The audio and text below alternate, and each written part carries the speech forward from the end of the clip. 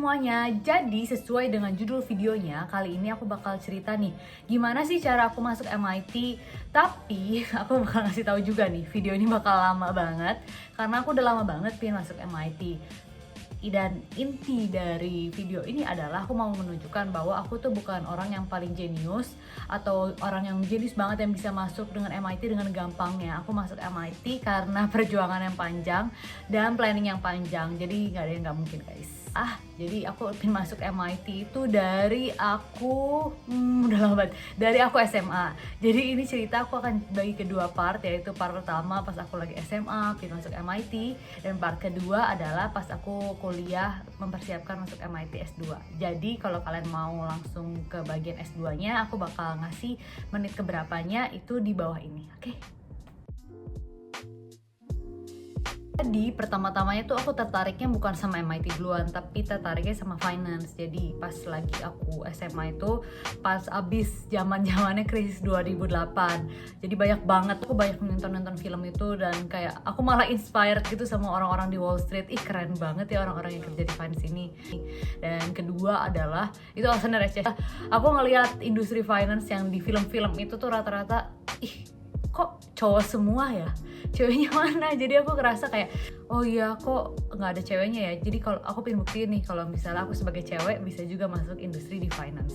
Itu mulai dari awalnya, dan juga kayak banyak pengaruh lainnya juga sih dari keluarga dan lain-lainnya. Aku juga tertarik banget untuk mulai trading saham dan lain-lainnya. Jadi dari situ aku tertarik finance. Aku mulai deh research kira-kira uni apa sih yang kira-kira cocok sama aku. Aku khususnya di Amerika karena kayak aku bilang tadi, aku tertarik banget lihat kayak film-film yang berkaitan dengan Wall Street. Jadi aku pingin banget ke Amerika dari situ.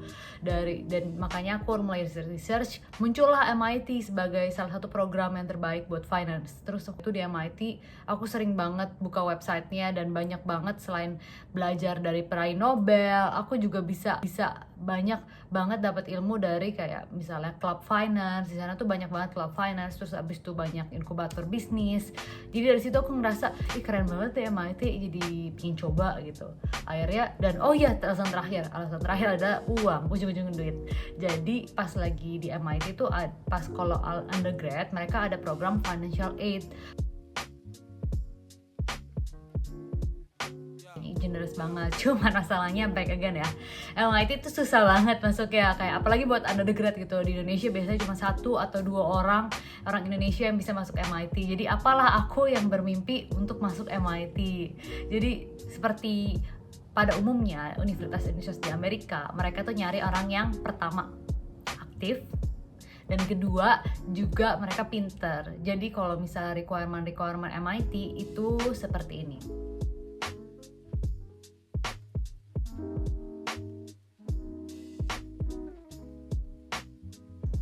Dan kebetulan aku bukan keduanya. Pas lagi SMA aku tuh bukan anak yang pintar, aku bukan yang anak yang aktif. Untuk pintar pas dari SMP aku boro-boro deh juara 10 besar. Jangan kayak aku 10 besar sekolah boro-boro aku nggak nyampe.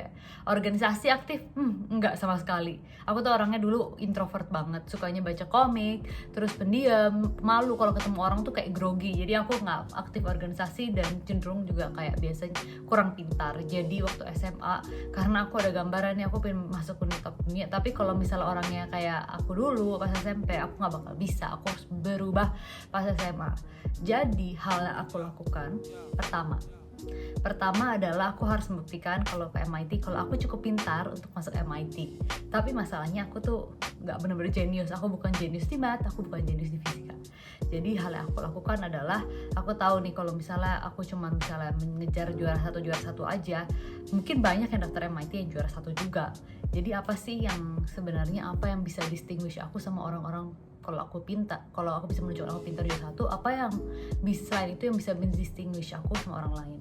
Dan dari berdasarkan riset aku pas SMA, orang yang masuk MIT khususnya S1 mereka rata-rata adalah juara olimpiade, antara ada yang olimpiade nasional dan kebanyakan sih olimpiade internasional kayak fisika, biologi, mungkin macam-macam tapi internasional. Tapi kayak aku ngerasa kayaknya aku bukan anak yang IPA banget gitu deh. Gimana ya caranya? Mungkin aku bisa kelihatan pintar dengan olimpiade tapi di social science. dan kebetulan untuk Olimpiade internasional di social science tuh nggak ada, jadi aku bisa banyak alasan untuk nggak masukin itu. Dan ada Olimpiade Sains Nasional untuk bidang ekonomi, dan kebetulan aku paling suka ekonomi. Aku mendaftarkanlah diri ke Olimpiade Ekonomi Nasional yang diadakan Kemendikbud. Pada saat itu orang-orang tuh nganggap aku nekat banget sih, karena mereka dulu aku julukan aku kayak aku dibilang bolot gitu karena aku bolot. Dan aku daftar aja deh ekonomi, dan banyak banget orang yang ngeraguin aku bisa daftar bisa menang Olimpiade Sains Nasional itu. Tapi karena itu aku jadi makin semangat, karena orang-orang ngerasa aku underdog. Aku paling suka jadi underdog. Jadi pas itu aku berusaha mati-matian setahun untuk ikut lomba itu. Dari hafalannya aku mati-matian, aku sampai ke kamar aku itu penuh sama post-it, isinya tuh hafalan-hafalan, rumus-rumus ekonomi. Kemana-mana aku bawa buku pocket book buat ekonomi gitu, kemana-mana di mobil aku baca, aku hafalin. Akhirnya aku juara, dan dari situ aku bahagia banget. Akhirnya kayak aku bisa membuktikan. Dan selain itu juga buat ngelatih aku untuk Olimpiade, dulu aku sering ikut lomba-lomba juga buat enhance application aku buat di MIT nanti. Bukan hanya MIT tapi universitas di luar negeri. Dan yang dari sisi kedua adalah aku harus juga menunjukkan kalau aku aktif. Itu that is another story, karena itu susah banget buat aku, buat public, kayak aku buat aktif organisasi. Dulu aku akhirnya biar aku kelihatan aktif, aku aktif ikut OSIS, semua acara-acara kayak related to kayak organisasi aku ikut semua, dari kampanye HIV AIDS bahasa Inggris, terus aku ikut OSIS, terus sampai puncaknya aku tuh nyalonin diri untuk masuk namanya pengawas OSIS, namanya MPK. Itu nekat banget aku daftar itu, dan aku harus pidato depan 3 angkatan. Aduh gila, itu rasanya aku mau muntah pas lagi ngomong. Dan pas itu akhirnya aku jadi wakil ketua, walaupun nggak ketua sih, karena aku juga tahu diri juga kayak aku juga kayak nggak mungkin deh bisa jadi ketua, karena waktu itu aku introvert banget. Dan dari situ aku ngerasa oh iya udah cukup lah, akhirnya mungkin bekal aku untuk masuk MIT. Dan storynya adalah aku akhirnya nggak jadi daftar MIT dan bahkan aku nggak daftar universitas di Amerika sama sekali. Dan itu sedih sih, jadi ada banyak alasan pokoknya di balik itu. Tapi dari kenapa aku cerita ini kayak gimana sih caranya aku menyiapkan strategi, walaupun sebenarnya banyak banget strategi lainnya buat S1. Masih ada rekomendasi, masih ada juga personal statement buat S1, karena aku nggak benar-benar daftar dan juga aku nggak tes SAT juga, jadi aku nggak cerita aku kayak gitu gimana cara aku mempersiapkan dirinya. Jadi kalau misalnya kalian pengen tahu untuk S1 lebih lanjut, kalian bisa cek websitenya MIT, oke? Jadi kuliah di luar negeri, aku tuh dulu pas lagi awal-awal S1 super sedih. Aku demotivasi 1-2 tahun pertama, aku sedih, nggak mau belajar dan lain-lain. Tapi orang tua aku bilang bahwa aku S2 harus di luar negeri dan di jurusan yang aku mau, dan itu finance. Dan dari situ sih itu jadi salah satu penyemangat aku untuk belajar lagi dan semangat lagi pas lagi kuliah. Jadi pas lagi mulai tahun terakhir, aku mulai berpikir nih, aku kan mau S2, kira-kira planning apa sih yang harus aku lakuin.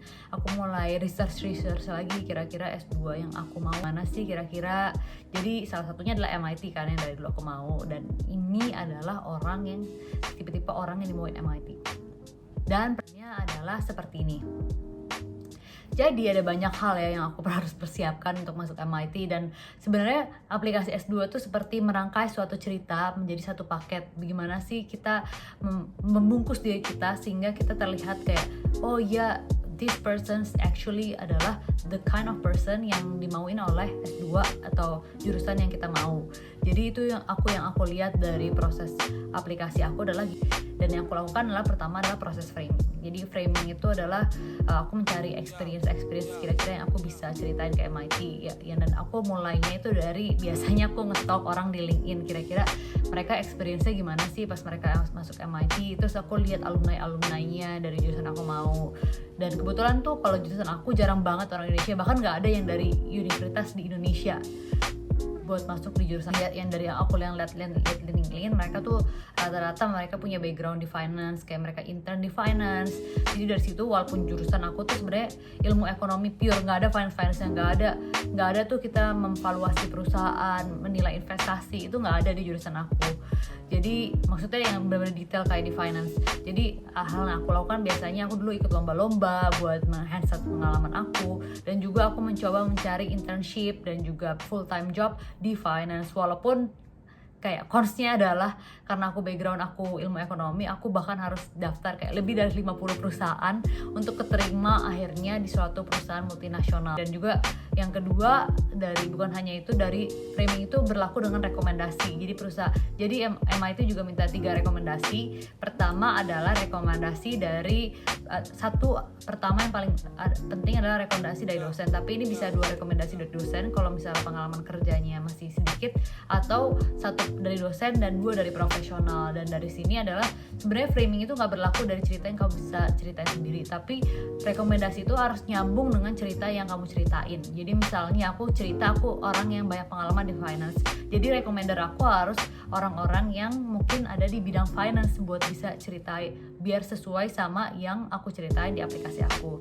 Jadi tuh akhirnya aku mulai dari aku kuliah terakhir tuh, pas itu aku mulai membina relationship sama dosen aku yang kira-kira aku pikir bisa ngasih rekomendasi, dan juga aku membina hubungan sama bos-bos aku. Jadi walaupun aku intern terus aku selesai, aku kerja 2 tahun, aku masih membina hubungan baik sama bos aku terlebih dahulu pas lagi aku intern, buat suatu saat nanti misalnya aku meminta rekomendasi itu kan pasti butuh kan. Dan intinya adalah yang paling penting adalah tes. Kalau MIT sendiri mereka require 2 tes, yaitu pertama adalah TOEFL untuk bahasa Inggris, dan yang kedua untuk kemampuan itu ada GRE atau GMAT. Untuk tes bahasa Inggris, kebetulan aku bekerja di perusahaan multinasional di mana aku interaksi sama orang biasanya sering pakai bahasa Inggris, dan juga kalau misalnya nulis untuk kerjaan semuanya dalam bahasa Inggris. Jadi aku lumayan terbiasa, dan aku nggak ngambil les juga sih, aku cuman belajar sendiri kira-kira bentuk tesnya kayak gimana, dan aku ngambil sekali take lebih karena aku udah terbiasa ngomong bahasa Inggris di pekerjaan aku. Yang kedua adalah untuk tes jari GMAT. Ini banyak banget cerita ya. Jadi pas lagi aku kerja tuh lumayan demanding juga. Jadi aku kerja dari jam 7, pokoknya rata-rata 12 jam. Aku masuk kerja jam 7, pulang itu biasanya jam 7 lagi. Selanjutnya aku biasanya juga kan pulang lumayan jauh juga dan macet. Itu mungkin takes another 1 hour biasanya. Jadi totalnya aku baru nyampe rumah biasanya jam 8 ke jam 9, belum beres-beres dan lain-lain. Jadi udah capek duluan, udah burn out. Dan ini gak efektif banget sih buat aku. Jadi aku belajar buat GRE GMAT tuh, orang-orang ada yang bisa belajar sebulan, aku belajar hampir setahun. Itu gak efektif banget karena aku biasa udah capek dan aku juga gak mau cuti. Jadi dari situ lumayan panjang, dan hasilnya pun gak optimal sih karena aku belajarnya gak optimal, tes aku gak bagus. Hal yang aku lakukan karena aku tahu tes aku nggak bagus, dari situ kan aku udah tes, udah kira-kira framing rekomendasi, aku berusaha banget bagusin di bagian cerita aku, kenapa aku mau finance, kenapa aku mau MIT, experience yang lainnya. Karena itu udah aku persiapin udah panjang, aku tahu tesnya yang GRE GMAT itu jelek, aku bisa menutupi dengan yang lainnya. Di sini aku tutupi dengan rekomendasi dan juga experience aku. Dari situ karena aku, tapi tetap aja sih aku pas lagi submit aku nggak pede abis karena nilai aku jelek. Jadi kayak lumayan lah, nggak begitu bagus. Terus aku kaget banget pas aku submit, aku akhirnya dipanggil interview. Kebetulan waktu itu interviewnya harus terbang ke Singapura, dan di Singapura tuh aku interview dan juga tes matematika on the spot. Lagi-lagi aku nggak bisa tes matematikanya. Jadi dari situ aku pulang ke Jakarta. Aku inget banget aku ngomong sama mama aku, kayaknya nggak masuk deh. Ya udah pasrah aja kata mama aku.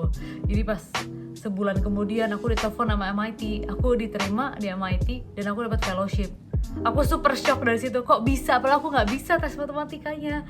Dan itu kayak nunjukin aja sih sebenarnya segalanya mungkin, walaupun kayak aku tuh merasa dari sisi tes itu kayak aku nilainya kurang bagus, tapi dan juga tes matematika aku kurang perform. Tapi in the end karena mungkin aku ngerasa mereka ngelihat semua aspek kali, aku ngeliat aspek experience aku lumayan effort buat itu, jadi mereka ngeliat di situ. Jadi itu sih cerita aku, akhirnya aku masuk MIT. Dan seperti aku cerita ini dari durasi sini juga ketahuan kali ya, aku cerita aku tuh panjang banget. Yang aku mau sampai sama, aku tuh bukan orang paling jenius, tapi aku berusaha masuk MIT dari segala macam cara aku lakuin. walaupun itu nggak efektif. Ada orang yang bisa masuk MIT dengan mungkin effortless, tapi kalau aku tahu kapasitas aku berusaha semaksimal mungkin kira-kira apa yang aku bisa tonjolin untuk masuk MIT. Dan itu berlaku juga kepada kalian. Aku yakin kalian tuh pasti bisa masuk ke universitas kayak misalnya salah satu top dunia dengan strategi yang baik dan planning yang baik. Jadi aku hope kalau misalnya cerita aku ini bisa menjadi pelajaran bagi kalian yang pengen masuk S2, bahwa segalanya itu mungkin.